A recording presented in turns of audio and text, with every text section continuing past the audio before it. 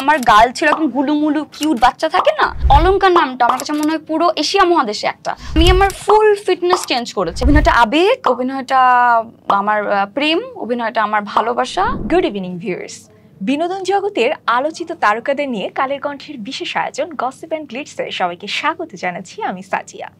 আজ আমাদের gossip and গ্লিটসের বিশেষ পর্বে উপস্থিত আছেন সম্ভাবনাময়ী হাস্যোজ্জ্বল অভিনেত্রী অলংকার চৌধুরী। কথা বলবো তার সঙ্গে। Welcome to our show. কেমন আছেন? অনেক ভালো আছি, তুমি কেমন আছো? আমি তো খুবই ভালো, আর আপনাকে খুব মিষ্টি লাগছে দেখে আরো ভালো হয়ে গেছি। তো কেমন যাচ্ছে কাজ, কেমন যাচ্ছে, এবং সামনেই ঈদের প্রস্তুতির ব্যাপার আছে, সব মিলে একটু জানতে চাচ্ছি ব্যস্ততা সম্পর্কে। ঈদ মানেই তো একটা আসলে অন্যরকম আনন্দ আর্টিস্টদের জন্য, সবার জন্য অন্যরকম আনন্দ, তবে আর্টিস্টদের জন্য একটু ডিফারেন্ট আনন্দ। আমার আনন্দটা আসলে একদমই কাজ কেন্দ্রিক। অনেক কাজ হবে, সুন্দর সুন্দর প্ল্যানিং হবে, সেই কাজটাকে আরও কীভাবে ভালো করতে পারি, আরও কীভাবে বেটার করতে পারি, বেস্ট করতে পারি, বেটার না সরি, তো সেরকম একটা প্ল্যানিং থাকে। সো এইবার ঈদেও আসলে এরকম কিছু প্ল্যানিং আছে আমার, যে প্ল্যানিং নিয়ে আসলে আপাতত আমি আগাচ্ছি। বাকিটা আসলে কাজের উপর এবং ঈদ আসার উপর ডিপেন্ড করবে। মোনালিসা হেভি ফ্লো 15 পিস প্যাকেটের সাথে 8 পিসের একটি প্যাকেট একদম ফ্রি। জান্নাতুল ফেরদৌস অনামিকা থেকে অলংকার চৌধুরী হওয়াটা হলো কিভাবে, মানে এই নামটা কে রেখেছেন? আমার আসলে সার্টিফিকেট, আমার 3টা সার্টিফিকেট, মানে ছোটবেলা থেকে আমার 3টা সার্টিফিকেট করা হয়েছে। আমার আসলে 3টা নাম, স্নেহা, অনামিকা, অলংকার। তো আমি যখন অনেক ছোট ছিলাম, যখন আমার মানে প্রথম সার্টিফিকেট যেটা আমার বার্থ সার্টিফিকেট, সেটাতে স্নেহা নামটা ইউজ হয়েছিল।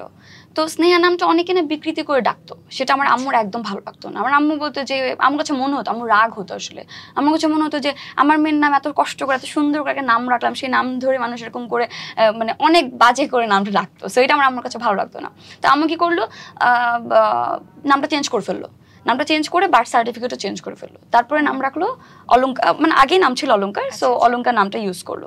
তো অলংকার নামটা ইউজ করার পর সেখানেও নাম নিয়ে অনেক ধরনের কথা। সো তখন কি করবে, তারপরে আই থিঙ্ক আমি যখন 6-এ পড়ি, তখন আমার না 5-এ পড়ি, তখন আমি 5-এ পড়ি, পিএসসি পরীক্ষা দিব।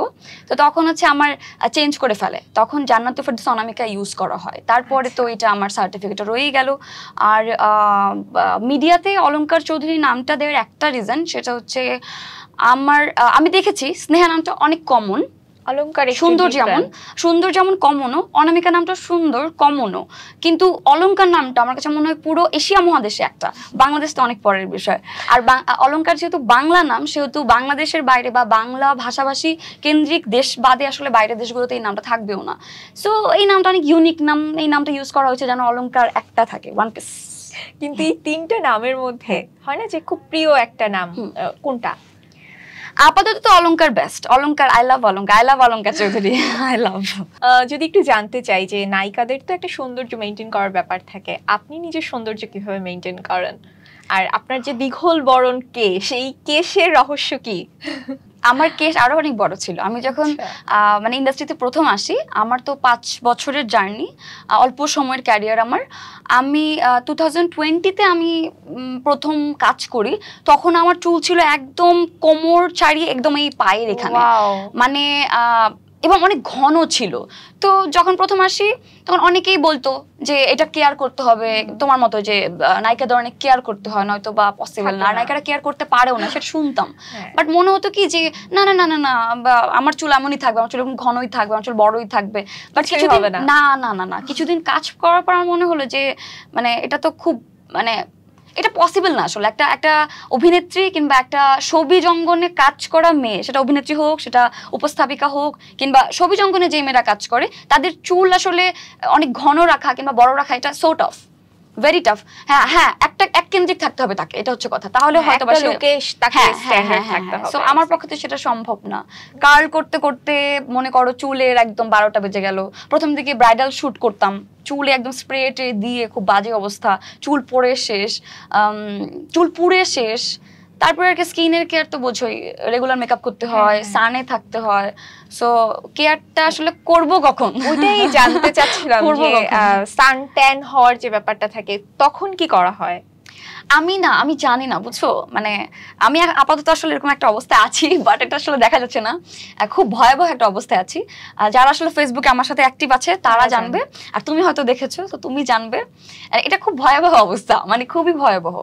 মানে আমার এর আগে অনেক সানবার্ন হয়েছে আমার, বাট এইবার নেত্রকোনাতে যে শ্যুটটা আমি করে এসেছি, মানুষের ভালোবাসা যেমন পেয়েছি, অনেক ভালোবাসা পেয়েছি, মানে এটা আসলে ভাষায় প্রকাশ করার মতো না। আদর ভালোবাসা, বড়দের ছোটদের শ্রদ্ধা পেয়েছি, সম্মান পেয়েছি, মানে এটা যেমন ভাষায় প্রকাশ করার মতো না।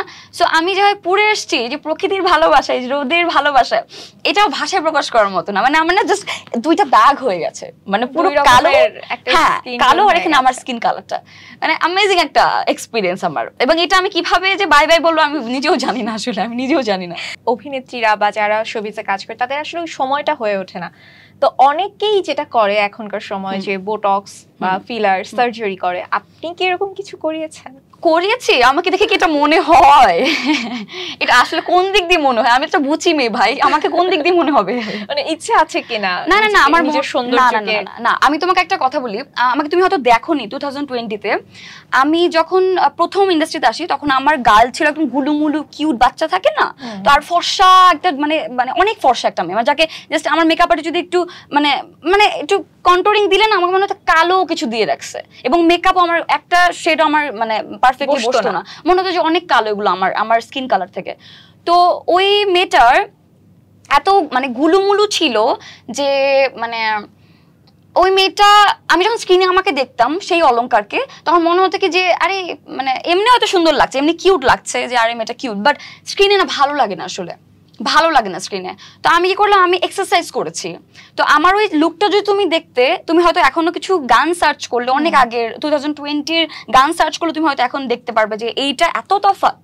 মানে আমি আমার ফুল ফিটনেস চেঞ্জ করেছি, আমি আমার স্কিনের ফিটনেস চেঞ্জ করেছি, স্কিনের হ্যাঁ ফিটনেস বলা যেতেই পারে, আমার বডি ফিটনেস আমি চেঞ্জ করেছি, মানে যোগা, এক্সারসাইজ, আমি আমি আমি আমি আসলে অনেক কিছু করেছি, মানে কিন্তু সেটা মানে প্রাকৃতিক ভাবে যেটা করে আসলে আমার স্কিনেরও ক্ষতি হবে না, যেটা আমার স্থায়ী হবে, অস্থায়ী না, এবং এটা আমার একটা শারীরিক ব্যায়ামের মধ্যে দিয়েও যাবে, শরীরও ভালো থাকবে, মনও ভালো থাকবে, কোনো কিছু সমস্যা নেই। নাচ নাকি অভিনয়, কোনটায় বেশি স্বাচ্ছন্দ্য বোধ করেন? আমি আসলে এক্সপ্রেশন দিতে আমি স্বাচ্ছন্দ্য বোধ করি, সর্বপ্রথম আমি বলবো, যার কারণে আসলে আমার অভিনয় আসা, যার কারণে আসলে প্রথমে আমার নাচ করা, তারপর অভিনয় আসা। তবে অভিনয়টা আমার অন্য একটা জায়গা, মানে অভিনয়টা আসলে আমার আমার আমার অভিনয়টা আবেগ, অভিনয়টা আমার প্রেম, অভিনয়টা আমার ভালোবাসা, অভিনয়টা আমার এখন তো ক্যারিয়ার, সো অনেক রেসপন্সিবিলিটি এখন, তো অভিনয়টা সবার আগে।